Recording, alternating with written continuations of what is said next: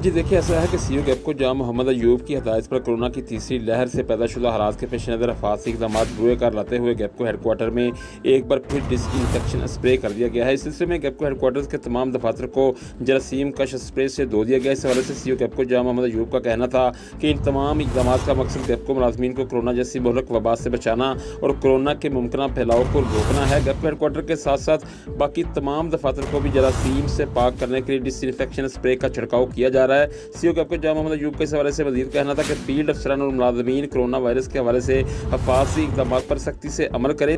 CEO गैपको जहां मोहम्मद अयूब का ये भी कहना था कि तमाम बड़े दफातर और कंप्लेंट सेंटर्स में हाथ धोने के लिए हैंड सैनिटाइज़र, साबुन और मुलाजमीन को मास्क और काबिल तरफ दस्ताने फ्राहम कर दिए गए हैं। गैपको हेडक्वार्टर, सर्कल ऑफिस और सार्फिन की ज़्यादा आमदोरफ्त वाले दीगर दफातर में थर्मल स्कैनर्स भी लगाए जा चुके हैं। जी।